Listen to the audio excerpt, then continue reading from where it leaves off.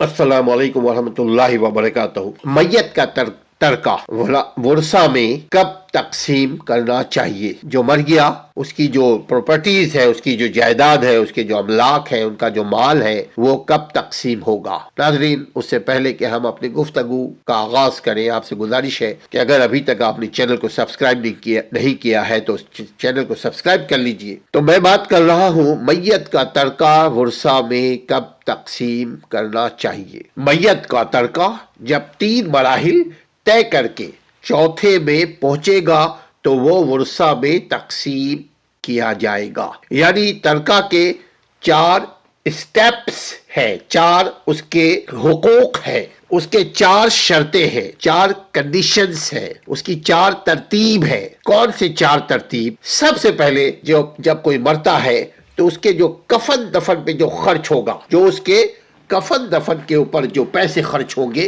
वो उस तरीके से उसकी अपनी जो जायदाद है, उन्हीं में से जो अपना माल है जो छोड़ गया मैयत, उन्हीं में से कफन दफन का इंतजाम होगा। दूसरा, अदायगी कर्ज। अगर उसने कोई कर्ज लिया हुआ है तो पहले वो कर्ज को अदा किया जाएगा। यानी वो तो मर चुका है, उनके जो वारिसीन है वो उस मैयत के कर्ज को पहले अदा करेंगे। नंबर 2 पे पहले कफन दफन, देन कर्ज की अदायगी होगी।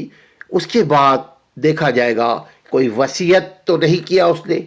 कोई वसीयत होती है कि मेरे मरने के बाद मेरी ये चीजों का इतना हिस्सा मस्जिद को दे दो, इतना हिस्सा गरीबों को दे दो, इतना हिस्सा पड़ोसी को दे दो, इतना हिस्सा स्कूल में पढ़ने वाले, दिलचस्पी रखने वाले होनहार तालिब इल्म को दे दो, गरीब यतीम खाने को दे दो। ये है वसीयत। उसके बाद वर्सा में बकिया माल की तकसीम होगी, उससे पहले नहीं। ये 4 स्टेप है। कफन दफन, अगर किसी मैयत के कफन दफन का इंतजाम करने वाला कोई ना हो तो उसके तर्का में से मुनासिब अंदाज के कफन दफन का इंतजाम किया जाएगा। शाही खर्च नहीं किया जाएगा। ऐसा ना हो कि बस जी वो बर्गर बन गए। ये उसके तर्का के पैसों में से खर्च किया जाएगा।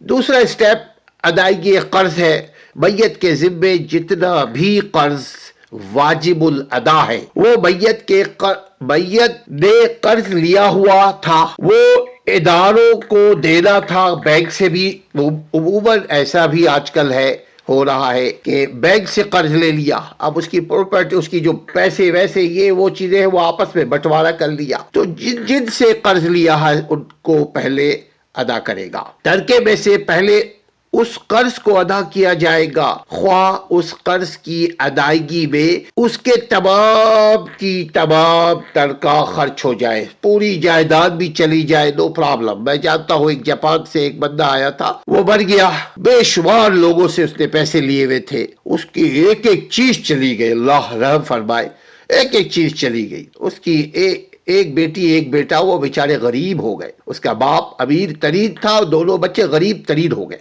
अल्लाह ताला महफूज रखिए। अल्लाह के प्यारे नबी सल्लल्लाहु अलैहि वसल्लम ने फरमाया, मोमिन की ये कर्ज के लिए है कि मोमिन की जान उसके कर्जे से लटकी रहती है जब तक अदा न किया जाए।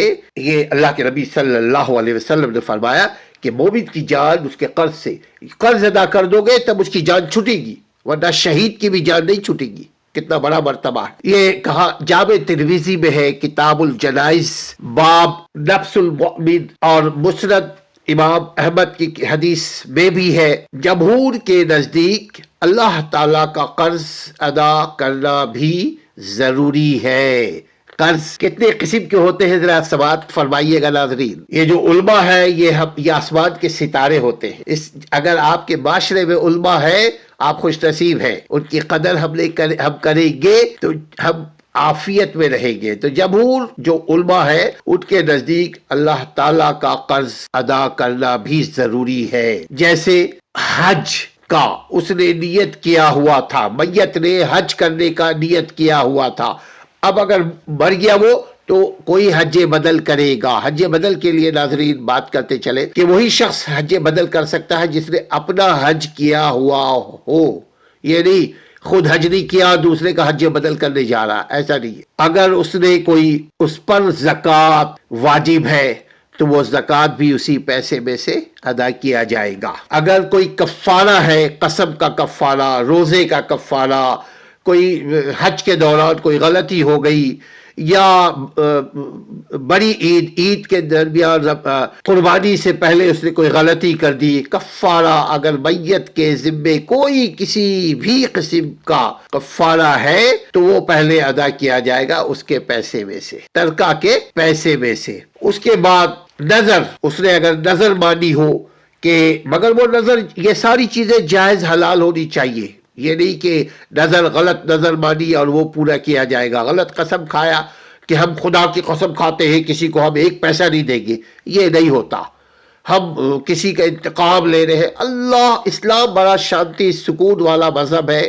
زندگی کو بہترین بنانے والا مذہب ہے، لہذا اسی کے نظریے کے تحت نظر وغیرہ اگر میت نے اپنی زندگی میں کوئی شرعی نظر مانی ہو تو وہ جیسے 10 بھوکے کو کھانا کھلاؤں گا، 100 بھوکے کو کھانا کھلاؤں گا، غریبوں کی مدد کروں گا، اسکول کے بچوں کی تعلیم کے لیے کوئی محنت، ہم اس کو انکرج کریں گے، کسی کو عالم بنائیں گے، کسی کو ڈاکٹر، انجینئر، سائنسدان بنائیں گے، یہ بھی نظر ہے، قسم ہے، تو یہ اسی پیسے میں سے کیا جائے گا، چونکہ یہ وارث ہے، اس نے کہا ہوا ہے، اس نے، یہ اس کی نظر تھی۔ میت نے اگر کوئی، اچھا اب قسم کا بھی پھر الگ ہم کر دیتے ہیں، نظر اور قسم۔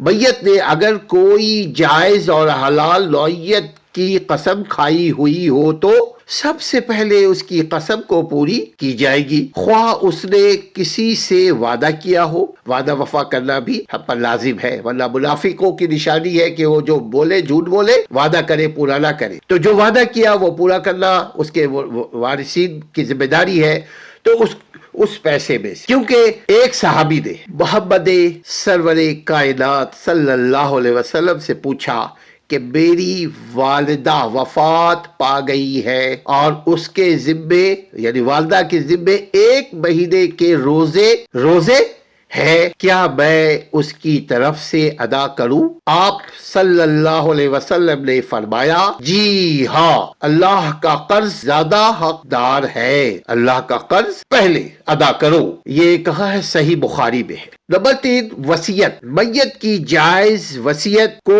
پورا کیا جائے، اور جائز وصیت کی بھی 3 شرطیں ہیں۔ جائز وصیت ادائیگی قرض کے بعد، یعنی 1/3 حصہ یا اس سے کم کی وصیت ہو سکتی ہے۔ آپ صلی اللہ علیہ وسلم سے حضرت سعد بن وقاص رضی اللہ تعالی عنہ نے سوال کیا، کیا میں اپنے جائیداد، اپنے مال کا 2/3 کا صدقہ کر دوں؟ پیارے نبی صلی اللہ علیہ وسلم فرماتے ہیں، سعد، کہا آدھے۔ پیارے نبی صلی اللہ علیہ وسلم نے فرمایا، سعد نہیں۔ پھر سعد نے کہا، سعد بن وقاص رضی اللہ تعالیٰ عنہ نے فرمایا، آدھے حصے کو صدقہ کر دے ہم چیریٹی میں۔ آپ صلی اللہ علیہ وسلم نے فرمایا، نہیں۔ سعد نے کہا، 1/3 مال کا صدقہ کروں؟ پیارے نبی صلی اللہ علیہ وسلم صدقے جاؤ، قربان جاؤ اپنے رسول کائنات سرور کونین صلی اللہ علیہ وسلم پر، فرماتے ہیں، آپ نے فرمایا 1/3 کا کر دے، یعنی 1/3 کر دو، لیکن 1/3 یعنی 1/3 بھی زیادہ معلوم ہوتا ہے۔ اس سے پتہ لگتا ہے کہ اپنے گھر والوں کا حق پہلے ہے، باہر والے کو بعد میں دو، پہلے اپنے گھر والوں کا حق ہے۔ ان ورثاء کے حق میں وصیت نہ کرے جو ترکہ میں سے حصہ دار ہے، جو ترکہ میں سے حصہ دار ہوتے ہیں ان کے لیے کوئی وصیت نہیں ہے، اس کے علاوہ وصیت کرنا چاہیے۔ ان ورثاء کے حق میں وصیت نہ کرے جو ترکہ میں سے حصہ لینے والے ہو۔ یقیناً اللہ تعالیٰ نے ہر حقدار کا حق مقرر کر دیا ہے۔ اب کسی وارث کے لیے وصیت کرنا جائز نہیں ہے، کسی وارث کے لیے نہیں آپ وصیت کر سکتے، میں وصیت کرتا ہوں کہ اپنے بیٹے کو اتنا دوں گا، نو، وہ 1/3 کے علاوہ وصیت جو اللہ نے کر دیا کہ بیٹے کو 1/2، بیٹی کو 1/4، بیوی کو 1/6، ماں کو 1/8، یہ جو پرسنٹیج جو اللہ رسول نے کر دیا، ہم اس کے پابند ہیں اس کو پورا کرنے کے۔ یہ کہا ہے سنن ابی داؤد اور جامع ترمذی میں۔ کسی حرام کام کی وصیت نہ کیا جائے، نافرمانی کے کاموں میں اطاعت نہیں کی جاتی، اطاعت تو صرف نیکی کے کاموں میں ہے۔ صحیح بخاری۔ سورہ لقمان میں اللہ سبحانہ و تعالیٰ فرماتے ہیں، ترجمہ ہے، اور اگر وہ دونوں ماں باپ تجھ پر اس بات کا دباؤ ڈالے کہ تو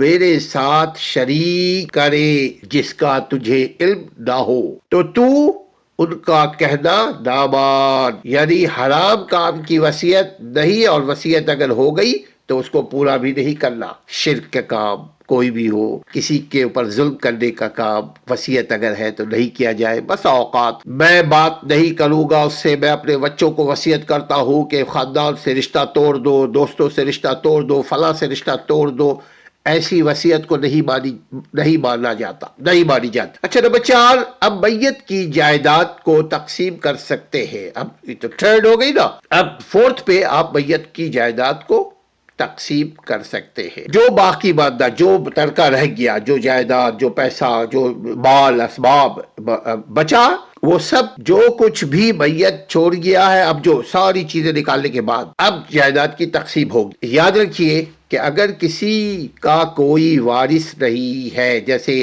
طارق عزیز کا کوئی وارث نہیں تھا، رشتہ دار تو تھے، وارث نہیں تھا، اس نے پاکستان کو ڈونیٹ کر دیا اپنی کل جائیداد، لیکن اگر کسی کا کوئی نہیں ہے تو وہ گورنمنٹ کو دے سکتا ہے، چیریٹی آرگنائزیشنز کو دے سکتا ہے، مساجد کو دے سکتا ہے، مدرسوں کو دیا جا سکتا ہے، یا جو ان کے غریب دور کے رشتہ دار ہیں جن کو حق نہیں ہے، جن کو وراثت میں کوئی حق نہیں ہے، جیسے دور کے کزنس ہوتے ہیں، آپ ان کو غریب اگر ہے تو ان میں اگر وہ ان کی جائیداد تقسیم ہو جائے، اگر وارث نہیں ہے تو وہ بہتر ہوگا۔ جمہور علماء کے نزدیک اگر ملک میں شرعی نظام نہیں ہے، دعا کیجئے کہ ہمارے ملک میں اسلامی نظام آ جائے۔ اسلامی نظام کا مطلب ہر آدمی کو حق ملے گا، یہ ہے اسلامی نظام کا مطلب۔ یہ نہیں ہے کہ کسی پہ ظلم ہو، یہ ظلم والا دین نہیں ہے، یہ امن والا دین ہے۔ اب آپ دیکھ لیجئے، چھوٹی سی چھوٹی چیزوں کی بھی اسلام نے قانون سازی کی ہوئی ہے، ہم محتاج نہیں ہے کسی کے بھی، کسی نظام کے بھی۔ اس کے اوپر الگ سے ہماری گفتگو ہو سکتی ہے کہ اسلام اور دیگر نظام حکومت یا نظام تعلیم یا دیگر جو نظام ہے اس کے اوپر ورسس اسلام، اس پر ہم بعد میں بات کریں گے۔ ابھی تک اگر آپ نے چینل کو سبسکرائب نہیں کیا تو سبسکرائب کر لیجئے، اور اس سلسلے میں کوئی اگر اشکال ہے، کوئی سوال ہو تو آپ بالکل ہم سے پوچھئے گا، ہم انشاءاللہ تعالی کنسرنڈ ایکسپرٹس کے ساتھ گفتگو کر کے یا ان کو بھی آپ کے خدمت میں حاضر کر کے آپ کے سوال کے جواب دیں گے۔ اپنے گھر والوں کا خیال رکھیے، ویب سائٹ کو بھی وزٹ کیجئے، اس میں پوری ڈیٹیل ہم لوگوں نے اس پہ کالم لکھا ہوا ہے www لیگل رائٹس ایکٹیوسٹ۔ اپنے گھر والوں کا خیال رکھیے، سامعین، نیک کام میں، اچھے کام میں ایک دوسرے کا ساتھ دیجئے، جیسے دوسرے چیزوں کو شیئر کرتے ہیں ویسے اچھی چیزوں کو بھی شیئر کیجئے۔ ہم کوشش کر رہے ہوتے ہیں کہ علم، خوف الہی کے ساتھ علم کی بات ہم اپنے بھائیوں کے ساتھ شیئر کریں تاکہ اللہ ہم سے راضی ہو جائے۔ اللہ ہم سے راضی ہو جائے گا تو دنیا بھی ہم سے راضی ہو جائے گی۔ اپنے گھر والوں کا خیال رکھیے۔ السلام علیکم ورحمۃ اللہ وبرکاتہ۔